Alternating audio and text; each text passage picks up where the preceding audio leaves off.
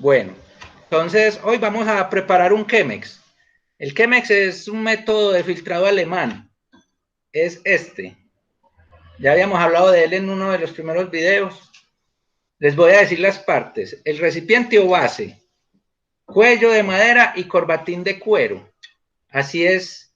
Cuando vean un Chemex que no tenga madera ni cuero, no es original. Usamos filtros de papel especializados para Chemex. Ya se los muestro.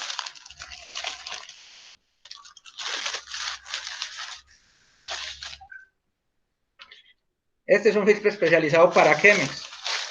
Tiene la propiedad de que retiene algunos aceites que le dan mucha amargura al café. Entonces este café de Chemex es poco amargo. Entonces lo vamos a doblar. Miren que tiene una pestaña. Esa pestaña la doblamos.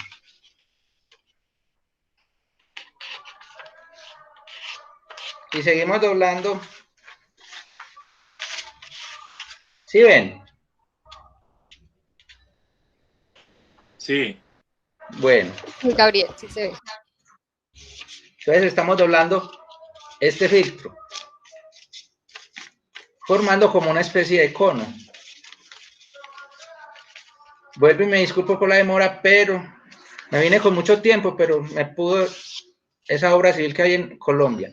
Bueno, mire que hay un cono formado, pero una pared es más delgada de la otra. O sea, una pared es solo una capa de papel. Esta tiene dos capas. Esa parte gruesa del cono se pone por este canal que se llama vertedero. ¿Sí lo alcanzan a ver? Sí. Sí. Entonces lo ponemos. Recuerden que el agua no debe superar los 95 grados. Entonces, ¿qué vamos a hacer? Lo vamos a purgar. Ahí ven. Sí, sí se Sí, ve. Gabriel. Bueno, cuando no vean me dicen, vamos a purgar. ¿Para qué purgamos el filtro? Para eliminar sabores a papel que no traspasen a la bebida, que no contaminen la bebida. Y aprovechamos para precalentar el recipiente. Entonces lo precalentamos y eliminamos esa agua.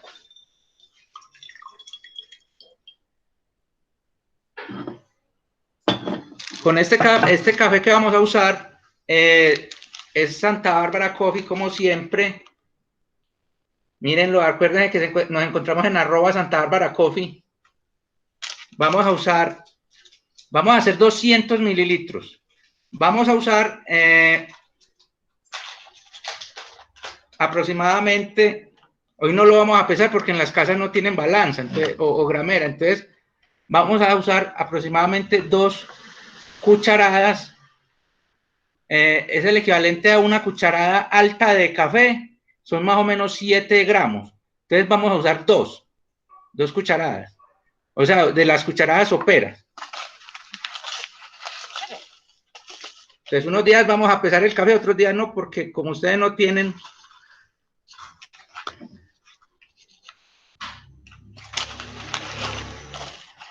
para 200 gramos, para 200 gramos de agua.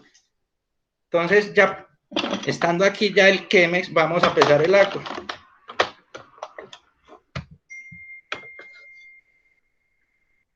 Lo primero que hacemos es una preinfusión. Es una preinfusión. ¿Qué es la preinfusión? Ya les había explicado, es para que las partículas se expandan y el agua que sigue haga una mejor extracción. La preinfusión es humectar toda la superficie del agua. Toda la superficie del café. En la vida hay mucha gente que dice que se debe dejar 30 segundos, pero uno comienza a conocer su café y uno va determinando cuánto tiempo se debe dejar. Aquí mientras le estoy hablando pasan más o menos 15 segundos. Vamos ahora sí a hacer la extracción. Vamos a bajar. ¿Sí ven de ahí? Pues no se ve bien la parte donde estás echando el agua. Ahí ya. Bueno. Ahí ya. La niña que me está ayudando es la administradora de Quiero Café. Hola, ¿cómo están? Hola. Hola. Entonces, recuerden, en movimientos circulares para mejorar la extracción. Esta vez solo vamos a hacer 200 mililitros. Las propiedades o sea, ¿para qué sirve el quema? Es para preparar un café limpio, muy brillante y muy suave. Es muy poco amargo por las propiedades que tiene el filtro. Recuerde que retiene algunas grasas que dan mucho amargo al café, a la bebida.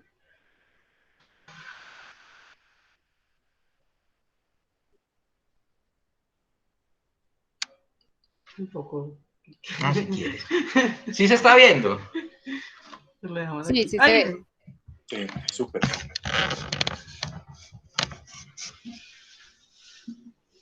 Este momento, cuando el agua comienza a estar en contacto con el café, se llama tiempo de contacto. Y ya cuando está ahí, que solo actúa la gravedad, se llama tiempo de permanencia.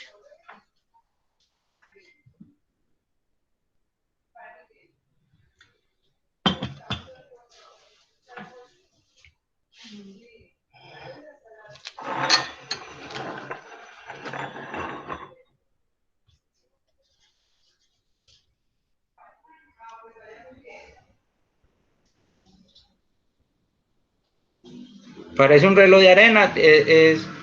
Dicen que es uno de los mejores métodos que hay por las características del café. Para las personas que están iniciando en el mundo del café es muy recomendable porque da cafés muy suaves.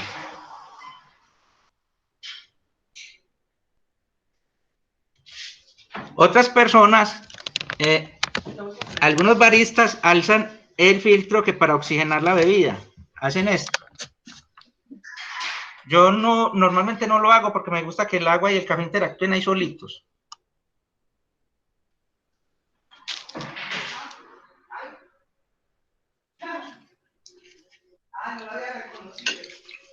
Ay, pucha. Tuve un pequeño accidente, pero bueno. Si me hace el favor. Ahora, ¿qué se hace? Se homogeniza la bebida. Esto es como, se parece a un decantador de vino. Y se sirve. Siempre se coge por la madera, obviamente, porque si no nos quemamos.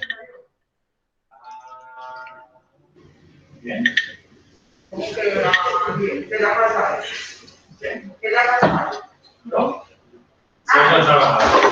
Y aquí tenemos un café Santa Bárbara preparado en Chemex. Recomendaciones: usen Chemex originales. Hay genéricas, pero no aguantan choques térmicos. Y los filtros también deben ser originales. Supongo que si se usa de mala calidad se quiebra muy fácil, ¿no? Sí, por ejemplo, este es el primer Chemex que compré y mire que está buenecito. Nunca he tenido problemas con él. Hay otros genéricos, eso se quiebra mucho. Vale, Gabriel.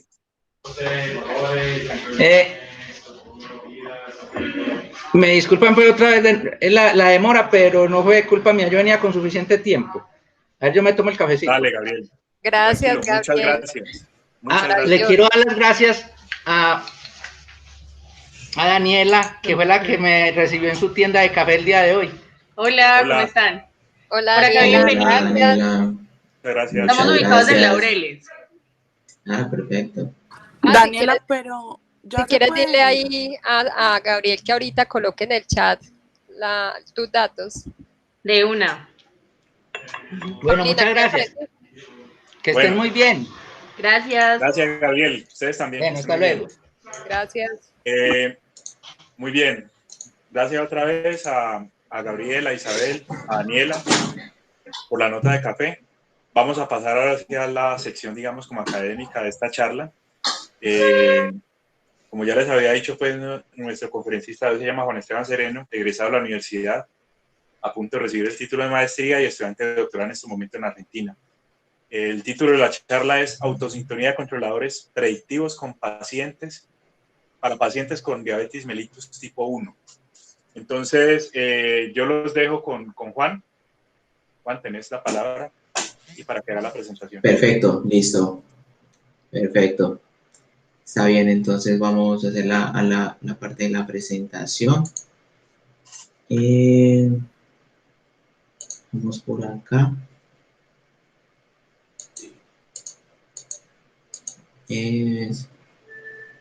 Ya voy acá, me esperan un segundo.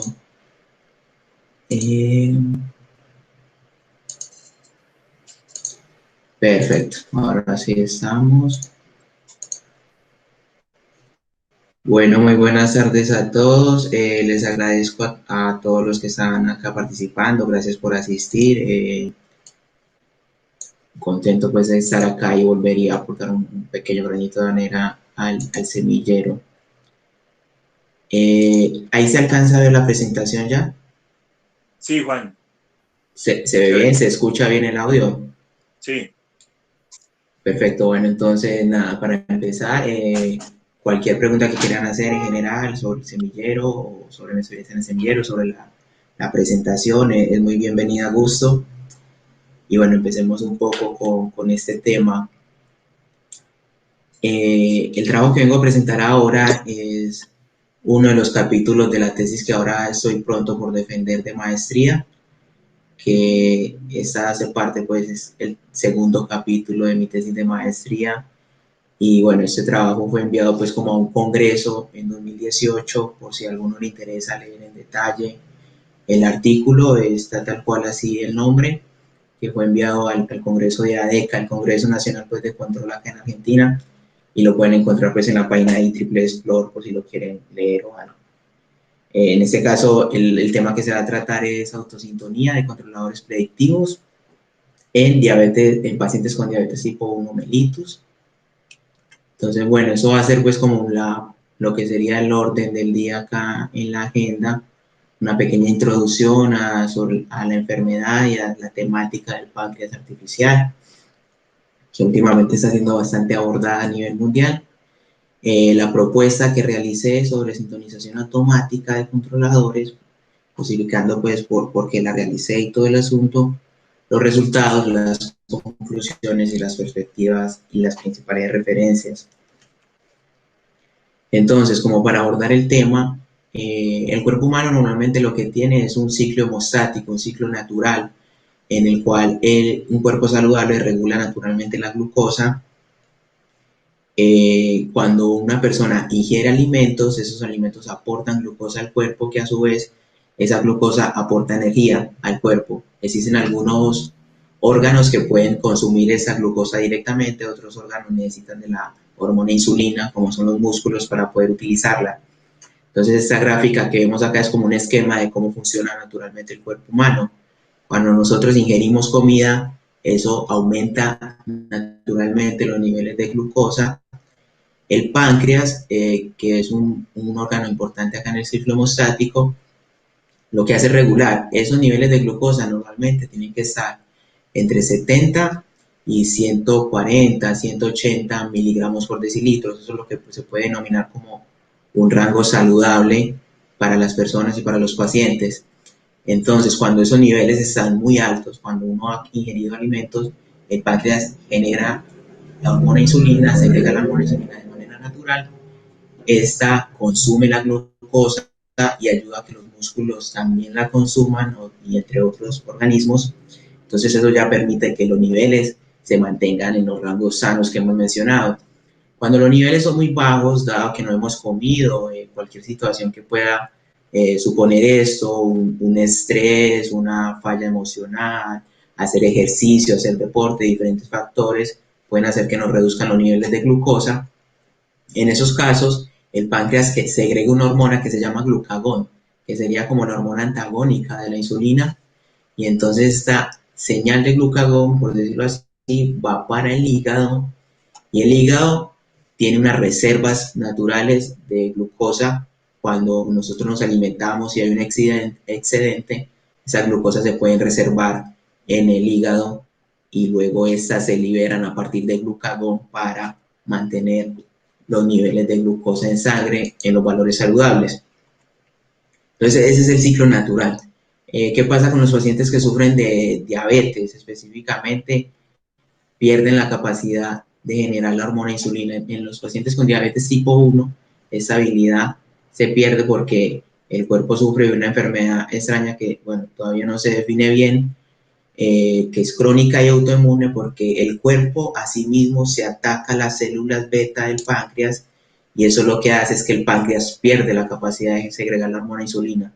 A nivel mundial, lo que más se sufre es diabetes tipo 2. ¿Por qué? Por la obesidad.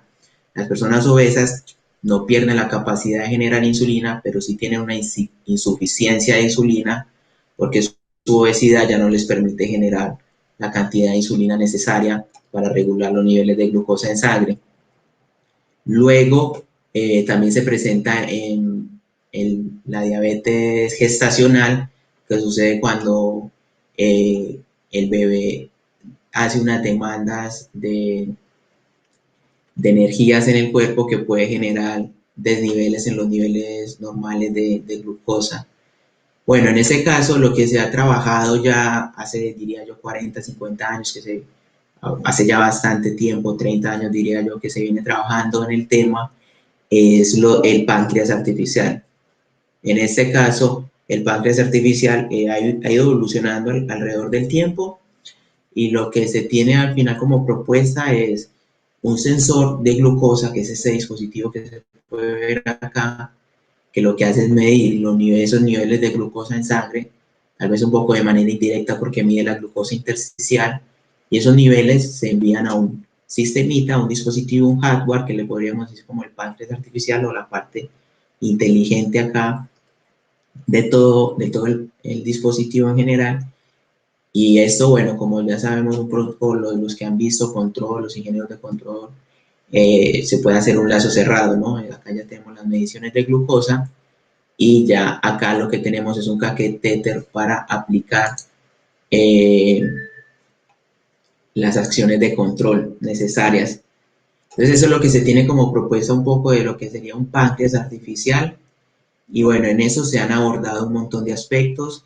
En general, ya con todos esos años de investigación que se han realizado en la academia a nivel mundial, muchas de las estrategias de control ya se han validado incluso en pacientes reales. Hay diferentes universidades líderes en este aspecto, que son la Universidad de Virginia, la Universidad de Padua, que son como los que han estado ahí a la cabeza en todos esos aspectos, que desarrollaron el simulador para pacientes reales UBA Padua, y bueno, a nivel mundial, muchas universidades y socios de empresas han validado las estrategias de control del páncreas artificial en pacientes reales, o sea que ya esto, por decirlo así, los controladores ya están suficientemente validados en el área y se ha comprobado que funciona.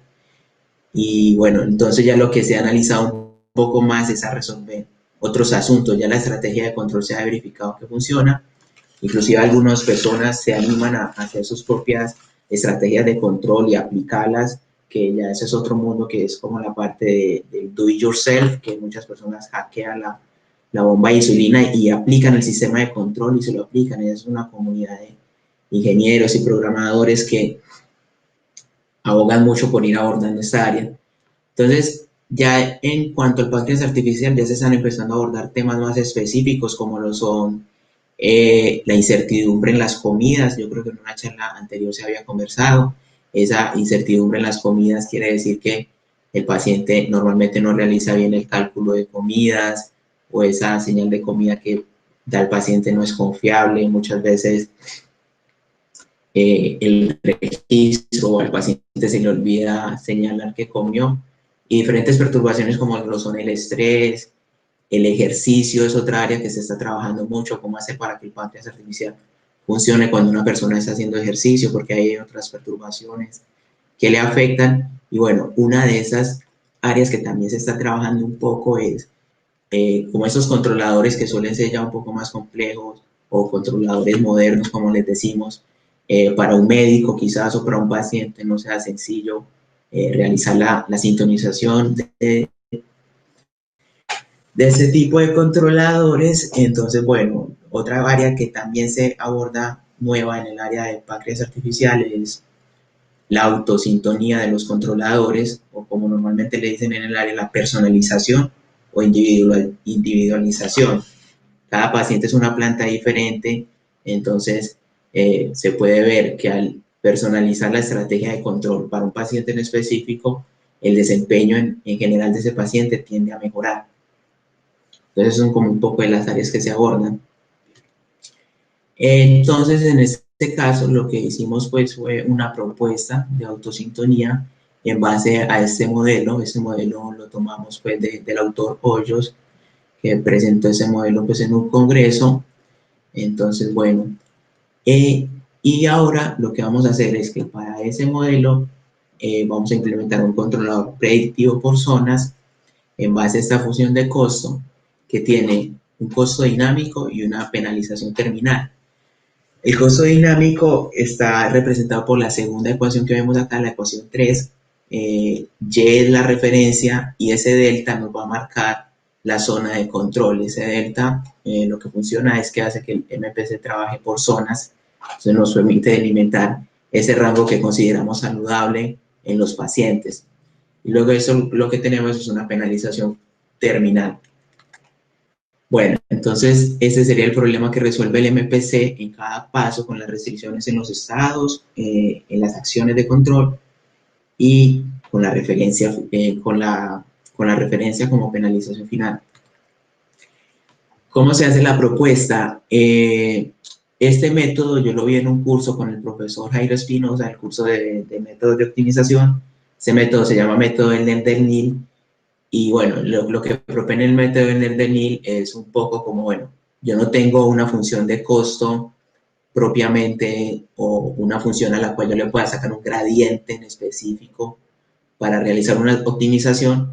Este método se propone en ese tipo de casos. Entonces, por ejemplo, yo tengo una función optimizar, tengo unos parámetros a optimizar que pueden ser θ1, θ2.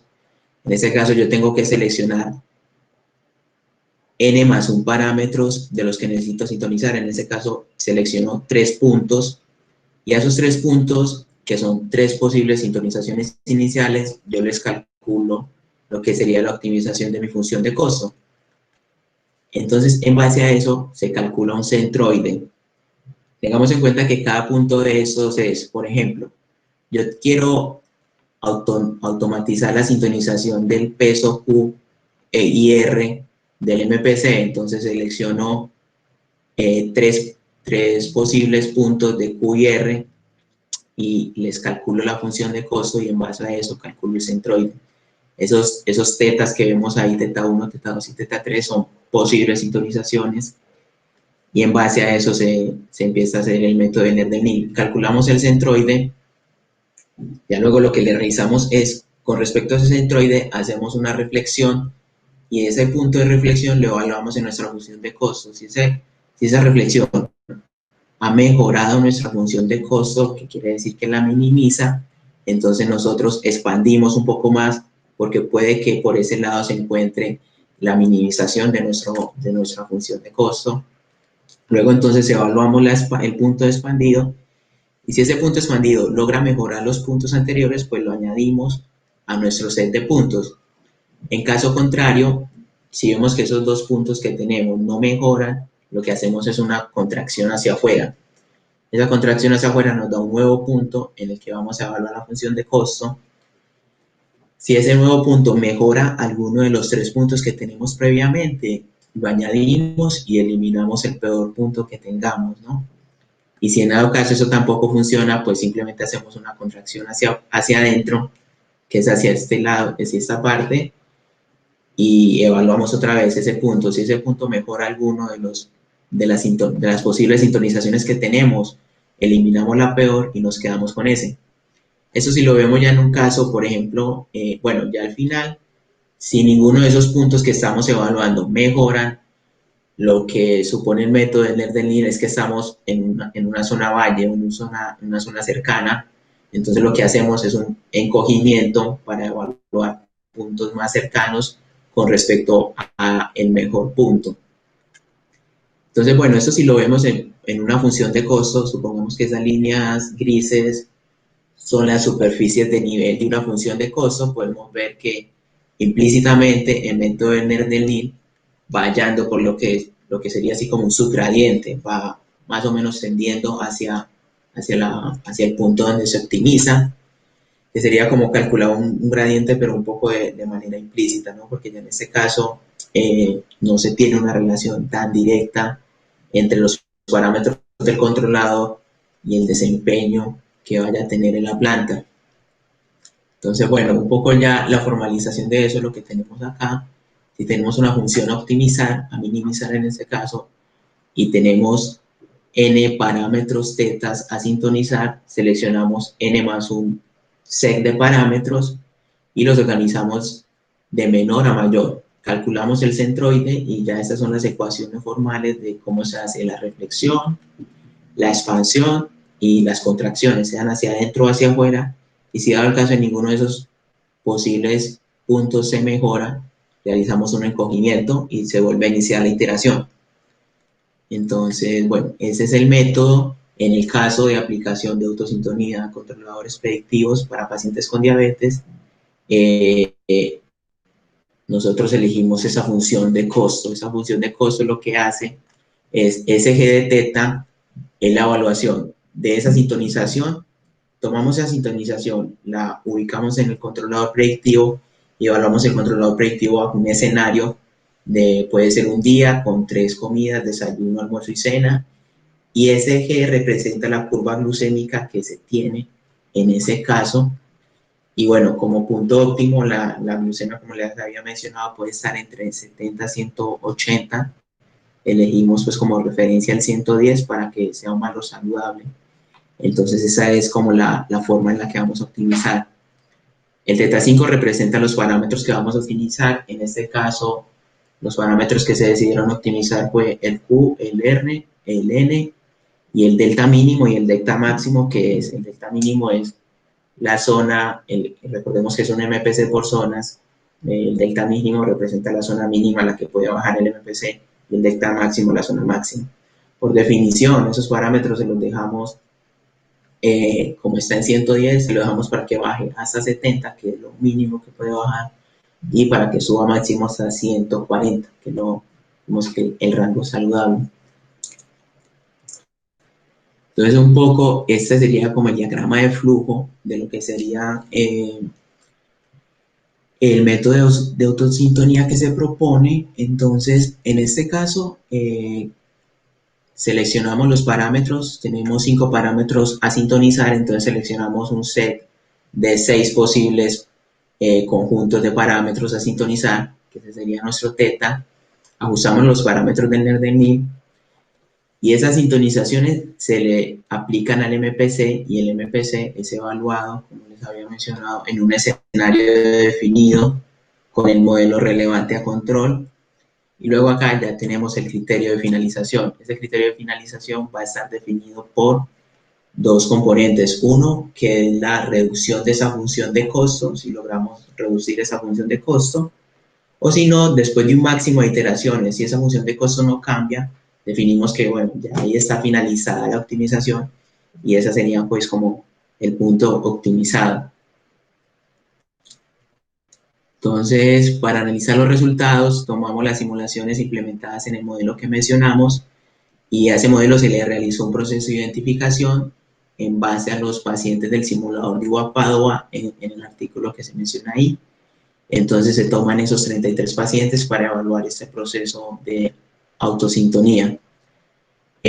Como sintonización inicial, hay que tener en cuenta que acá un poco la idea es que este método sintonice automáticamente el controlador. Es posible, y a mí lo que siempre me generaba un poquito duda o ruido es que en general los MPCs cuando vos los programas funcionan bien, pero me quedaba la duda, bueno, esa Q, esta R y esta N que yo le coloqué realmente es la más óptima, es la mejor, es la que más desempeño me da, que en general eso suele suceder en los MPCs, funcionan bien así cuando uno los ubica en condiciones. Pero entonces la idea en este caso es dejarlo en condiciones estándar y que el método de optimización haga solo ese proceso. Es posible pues que uno se siente y lo sintonice a mano y logre un desempeño, pero acá la idea es que el MPC lo haga automáticamente, porque eso es para personas como comunidad diabética o médicos que quizás no conocen mucho de esta parte de experticia en control y no van a saber sintonizar esto.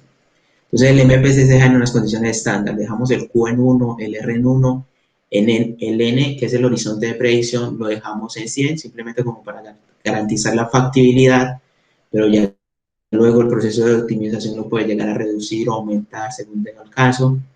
Seleccionamos el delta máximo y el delta mínimo, que los habíamos definido, para que la zona quede entre 90 y 180, ahí hago la aclaración. Entonces eso es lo que se hace. Con esas definiciones que tenemos acá, vamos a realizar todo este diagrama de flujo. Entonces se toman 5, esa es la primera posible sintonización. Tomamos otras 5 porque tenemos que seleccionar, si son 5 parámetros, tenemos que seleccionar n más un punto posibles de sintonización para poder iniciar el algoritmo del NIR. Entonces en este caso seleccionamos otros 5 puntos aleatorios que acompañen este punto inicial para poder empezar el proceso. Entonces ya en este caso, ya luego definimos pues las zonas que son de normoglucemia, que ya habíamos mencionado, 70 a 140 o 70 a 180, que suelen considerarse los rangos normalmente como saludables. Esperen un segundito. Este es uno de los primeros resultados que se obtienen y esa gráfica la muestro pues como para mostrarles un poco cómo es el criterio de parada del algoritmo. Recordemos que el J es la función de costo que tenemos y las posibles sintonizaciones son los θi. Entonces, en ese caso, para hacer el algoritmo del NIR, lo que hacemos es organizar esas de menor a mayor, siendo la menor la mejor optimización que tenemos y siendo la última la peor optimización que tenemos. Entonces, en este caso, el θ1 representa en cada paso, en cada iteración, la mejor iteración que tiene el algoritmo en ese momento, y el θn más 1, que en nuestro caso sería la sexta posible sintonización, es como la peor sintonización que tenemos en ese momento. Entonces el algoritmo empieza a iterar, como lo habíamos mencionado anteriormente, hacemos la expansión, la contracción, el encogimiento, todos esos procesos, y se van encontrando mejores sintonizaciones hasta que al menos esas dos sintonizaciones, que es la mejor, con ese proceso de encogimiento, en fin de cuentas, van a tender a converger a un valor similar. O sea, acá ya cuando tenemos el mejor valor para todos los posibles casos, ahí ya se puede generar un criterio de parada. En los casos en los que no se logra mejorar el algoritmo, pues simplemente se para el algoritmo ya después de un número largo de iteraciones, que en este caso lo definimos como 20. Si después de 20 iteraciones el algoritmo no ha logrado optimizar más, pues ahí ya se para ahorrar tiempo de cómputo. Esos son los resultados que se obtuvieron para el paciente adulto 1 y resultados similares se obtienen con el resto de los pacientes. En algunos casos también sucede pues el otro criterio de parada, que no se logra optimizar y después de un tiempo de iteraciones, de 20 iteraciones, que ya no se logra mejorar ese tiempo, pues se para el algoritmo de optimización. Eso es un poco de los resultados de desempeño. Esta tabla es un poco amplia, pero lo que podemos observar es, bueno, analizamos el algoritmo durante todo el escenario y durante los periodos postprandiales. Los periodos postprandiales se definen como esos periodos desde que el paciente ingiere la comida hasta 4 horas después. Esos primeros 4 horas se definen como el periodo postprandial, después de ingerir una comida. Acá podemos observar que el método inicia con una sintonización y termina optimizado con otra sintonización. Lo mismo para los periodos postprandiales. Como habíamos dicho, las zonas por debajo de 70 no son saludables, las zonas por encima de 180 tampoco lo son. Entonces, por ejemplo, acá vemos que el MPC, tanto en su optimización inicial como final, pues no tiene episodios de hipoglucemia por debajo de 70. Y cuando estamos por encima de 180, La sintonización inicial mantiene en promedio 14,19 minutos, con una desviación estándar más o menos de 7,67, un porcentaje de tiempo por encima de 180. En el MPC optimizado, pues ya eso se reduce a 9,92, que es una mejora que se logra ahí con la sintonización. Y para los periodos postprandiales también, similarmente se logra una reducción pues en esos niveles. Y los rangos que consideramos saludables, que es 70, 140 o 70, 180, pues también. Inicialmente estaba en este valor y se logró aumentar el tiempo de permanencia dentro de normoglucemia. Esas son un poco de métricas que se analizan también en general para evaluar los controladores en diabetes, que sería la media, la desviación estándar de esos valores, el valor máximo de glucosa que alcanzó el controlador, el valor mínimo de glucosa que alcanzó. Y bueno, todas esas evaluaciones acá, pues como una métrica numérica de lo que se muestra. Esta es la gráfica de los 33 pacientes que se simularon. De pronto acá se clarifica mucho mejor. Este es el escenario que se utilizó. El escenario de que se compone, el algoritmo empieza a las 0 horas y a las 7 de la mañana hay un primer desayuno, a las 12 de mediodía hay un almuerzo, a las 19 hay una cena y luego acá hay un segundo día donde se repiten esas comidas tal cual. Entonces este es el escenario sobre el cual se evalúa la sintonización. Entonces ahí cuando veíamos en la gráfica, en el diagrama de flujo, que decíamos que vamos a evaluar la sintonización bajo un escenario, bueno, se evalúa bajo este, y esa curva glucémica la restamos con respecto al valor de referencia, que es 110, y la evaluamos en valor absoluto, y esa sería la función de costo que yo voy a optimizar.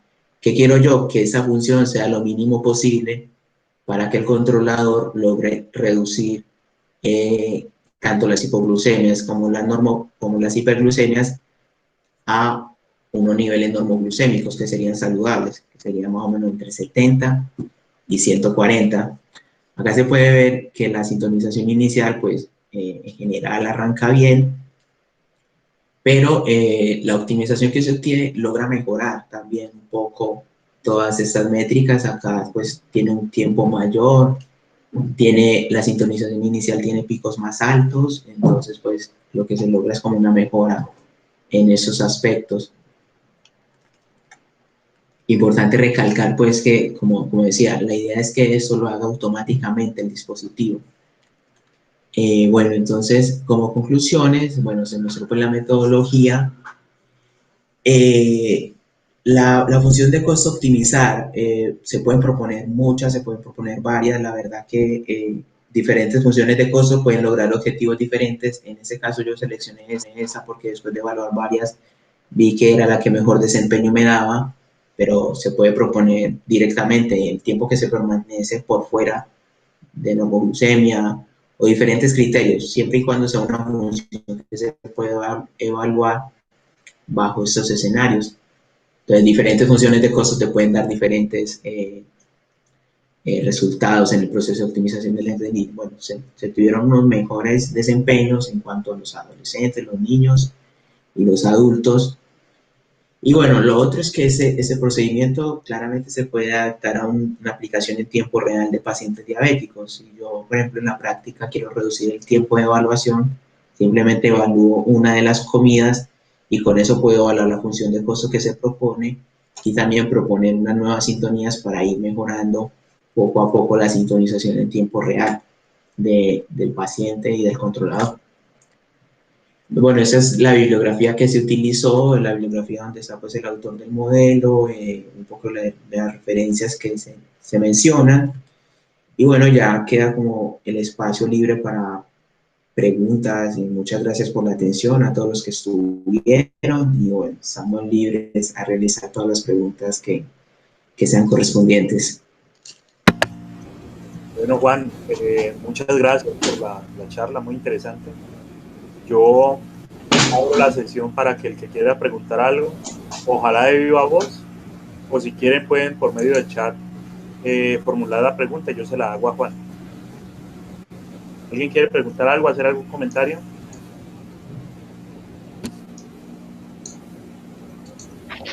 Sí, profe, yo tengo una pregunta. Dale. Muchas gracias por la exposición, estuvo muy interesante. Yo te quería preguntar... Muchas gracias vos, Panda, por estar. Ajá. Por ejemplo, si uno fuera a llevar esto a un dispositivo debido, una bomba, ¿cuánto tardaría esa optimización del controlador? Pues no sé si de pronto tenés un estimado, cuánto tarda.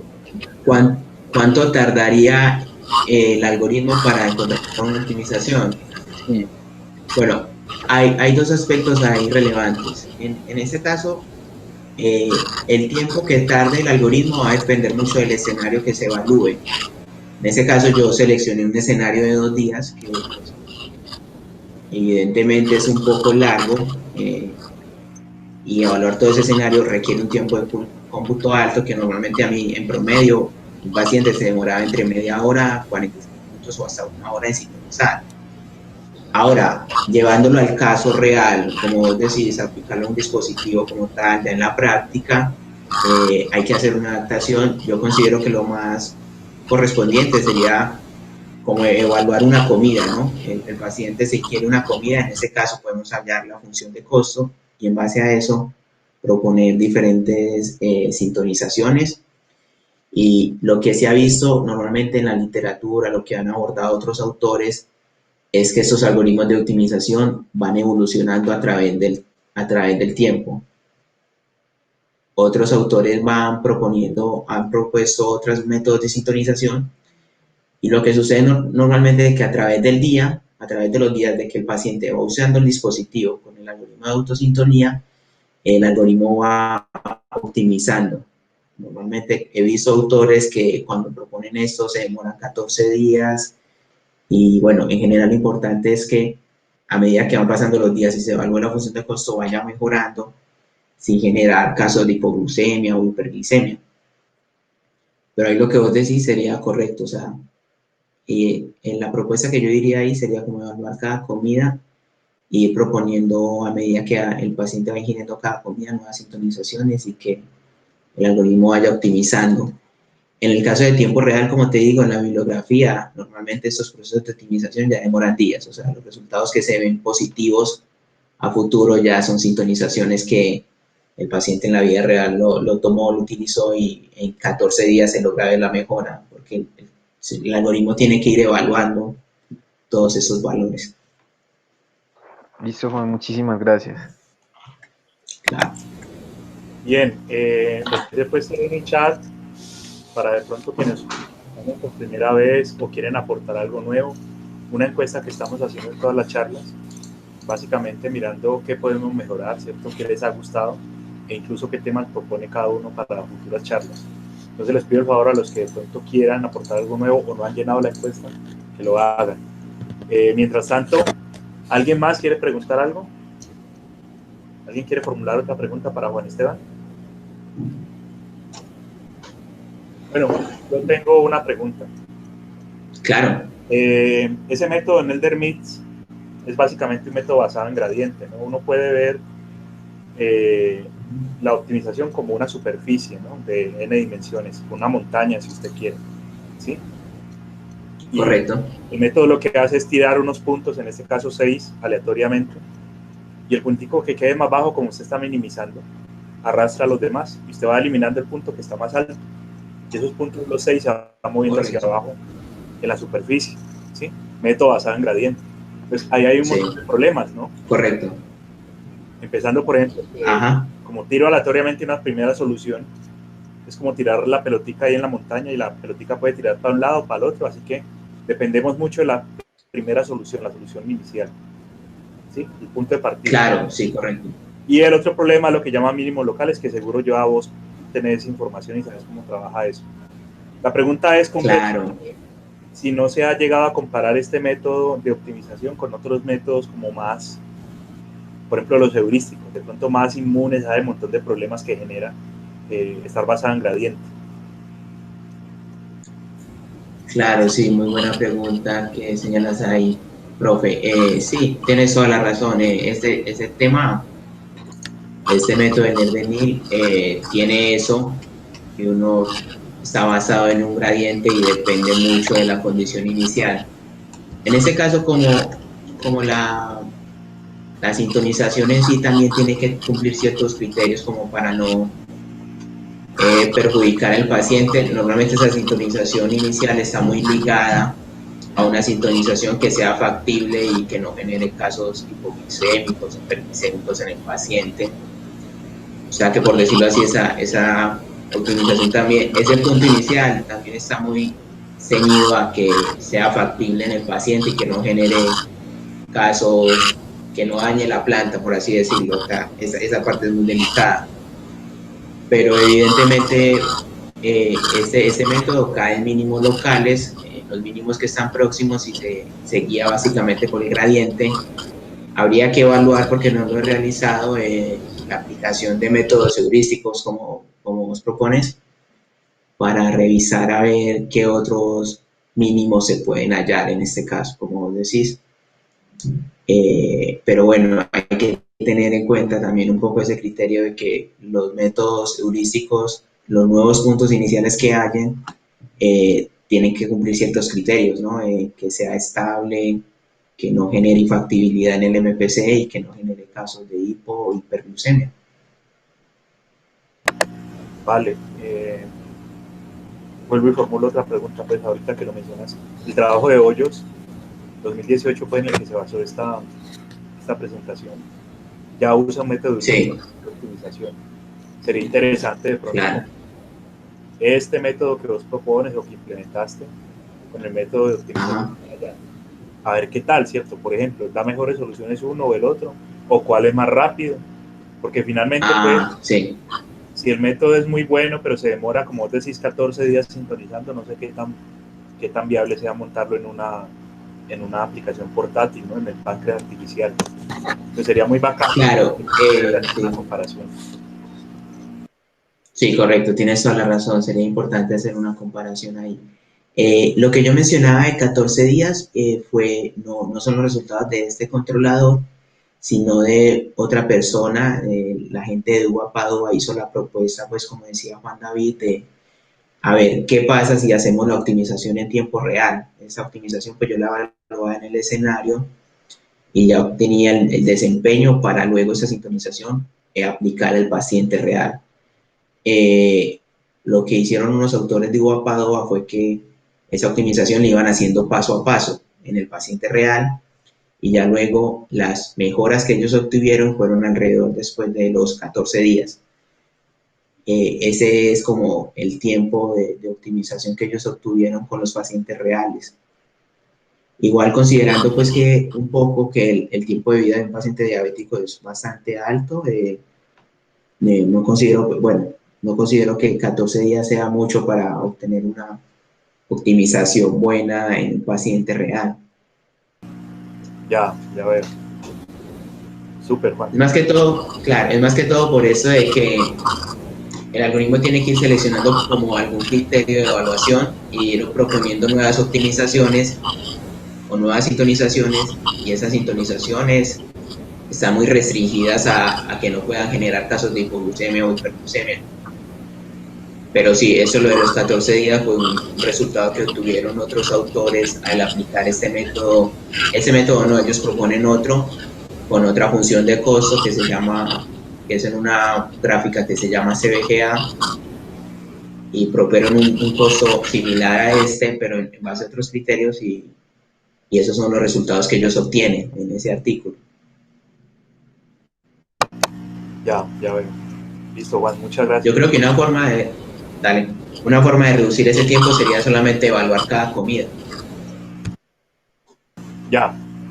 O sea, como tomar secciones de tiempo, como intervalos. Claro, tomar intervalos cada vez más pequeños. Si se toman, por ejemplo, las 3 comidas diarias, el algoritmo ya puede llegar a iterar 3 veces en el día, y con eso ya se puede optimizar mucho más rápido para obtener la sintonización. Bien, muy interesante. Ahí hay un montón de trabajo todavía por hacer. Correcto. Nuevamente, los invito, ¿cierto? Al que quiera de pronto hacer un aporte, preguntar algo, algún comentario, bienvenidos. Si quieren lo hacen por el chat, o si quieren de viva voz, bien puedan. ¿Alguien se anima a preguntar algo?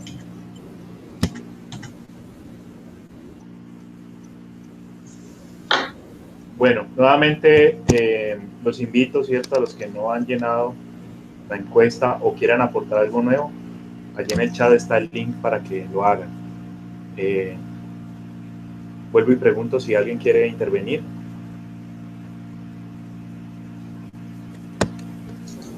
Vale, Juan. Te agradezco mucho por la presentación que hiciste hoy. Está muy interesante el tema. Voy a tener Muchas la gracias a ustedes por el espacio.